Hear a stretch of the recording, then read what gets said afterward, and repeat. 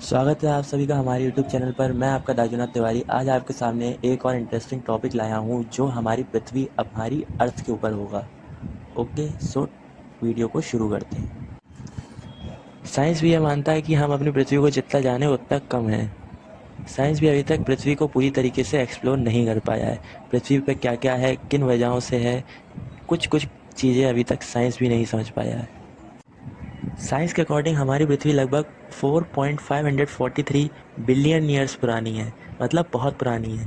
और human beings पृथ्वी पर लगभग 5 to 7 मिलियन ईयर्स पुराने हैं, मतलब अभी ज़्यादा पुराने नहीं हुए हैं। तो आइए जानते हैं कि धरती पर पहले था क्या, ह्यूमन बीइंग्स से पहले क्या क्या चीज़ें थी।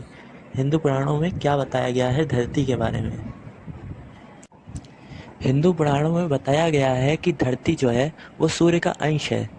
ये तो साइंस भी मानती है कि सूरज ही हमारे सारे सौरमंडल को चलाता है। सौरमंडल में जितने ग्रह हैं वो सूरज की ही परिक्रमा करते हैं।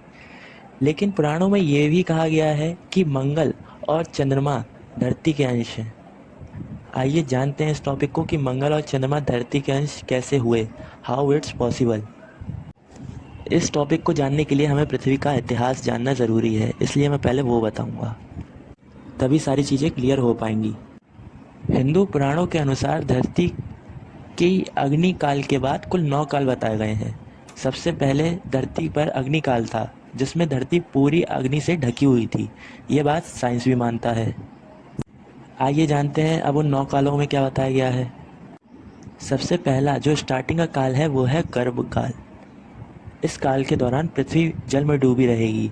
जल में तरह तरह की वनस्पतियों का जन्म होगा।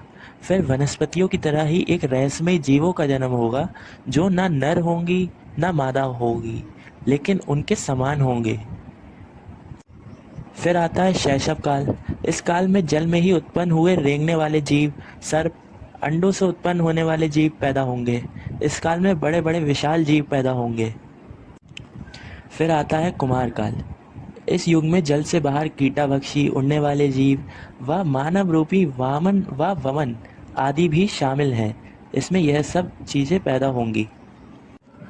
फिर आता है किशोर काल। इसी काल को वानर से मानव में परिवर्तन का काल भी माना जाता है। इस काल का हर जीव भ्रमणशील, जिज्ञासु व अल्प बुद्धि का माना जाता है।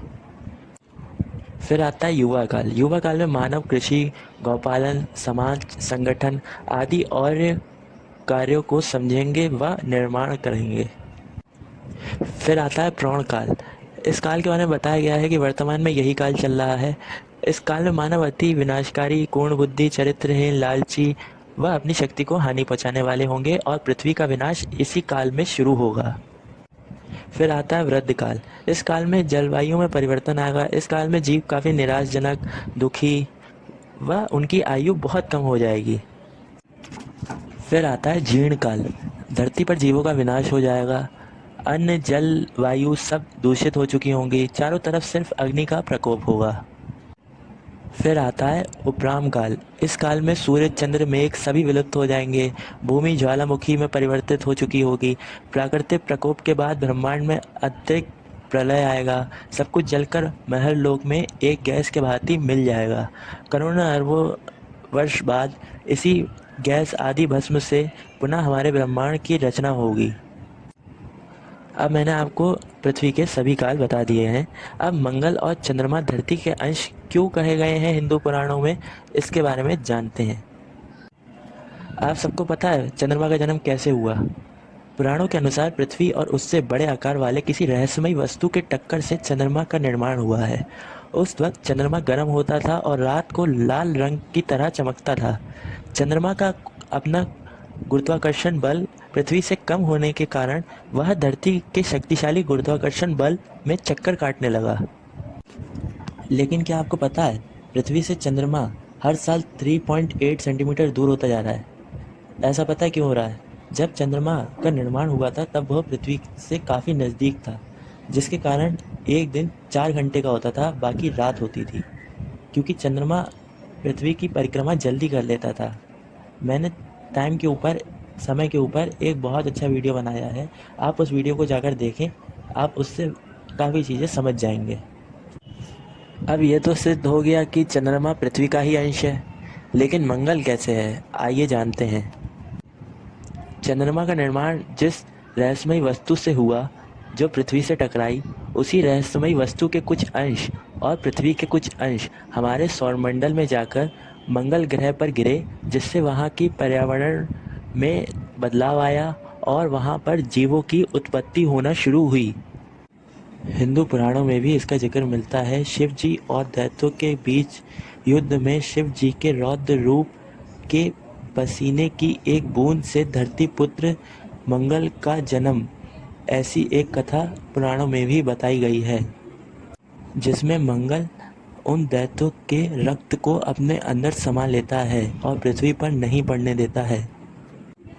साइंस भी ये मानती है कि मंगल पर पहले जीवन था और आने वाले टाइम में मंगल पर जीवन हो सकता है, इसलिए पूरी दुनिया तरह तरह की नई नई खोजें मंगल पर कर रही है।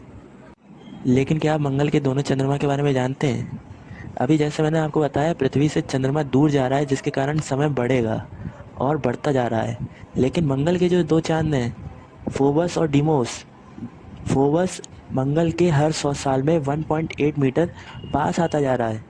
आने वाले टाइम में ये पुष्टि करी गई है कि फोबस मंगल ग्रह से टकरा जाएगा, और जो दूसरा चांद है डिमोस, वो मंगल की कक्षा छोड़ रहा है, मंगल की कक्षा के बाहर जा रहा है, वो बाहर की तरफ बढ़ रहा है। और जब फोबोस मंगल ग्रह से टकराएगा, इस घटना का जिक्र हिंदू ग्रंथों में बहुत पहले से है। यह घटना पृथ्वी के जीर्ण काल में होगी, जब पृथ्वी पर जलवायु में परिवर्तन भी आएगा और अग्नि का प्रकोप भी होगा। लेकिन जब हम जानते हैं कि मंगल ग्रह से फोबोस चांद टकरा जाएगा, मंगल ग्रह का अपना ही चांद उससे टकराएगा, तब भी हम मंगल पर जाने के लिए इतने उत्सुक क्यों हैं? हर इंसान अन्य ग्रह को लेकर इतना उत्सुक क्यों है? क्या वो कभी वहाँ पे जा भी पाएगा? आइए जानते हैं पुराणों में क्या लिखा गया है। पुराणों में बताया गया है कि मनुष्य 8 ग्रह पर भ्रमण कर सकता है, लेकिन इस काल प्रक्रिया से मुक्त नहीं हो सकता जब तक वो सूर्य की परिक्रमा करने वाले ग्रह या सूर्य के बल से मुक्त ना हो जाए, जो कि असंभव है। लेकिन पुराणों में ये भी कहा गया है कि मनुष्य सूर्य के बल से मुक्त भी हो जाए, अपने सौरमंडल से मुक्त भी हो जाए, तो वो जिस सौरमंडल में प्रवेश करेगा, वो वहाँ की काल प्रक्रिया में आ जाएगा। वहाँ पर भी उसका अंत होना निश्चित है, चाहे आज हो, चाहे कल हो, चाहे 100 साल बाद हो।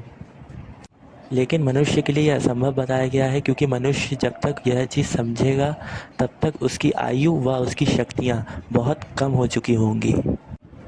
पुराणों में यह भी कहा गया है कि मनुष्य केवल अपनी आत्मशक्ति से ही हर ग्रह, हर सौरमंडल व हर ब्रह्मांड में प्रवेश कर सकता है व अपनी शक्तियों को बढ़ा सकता है।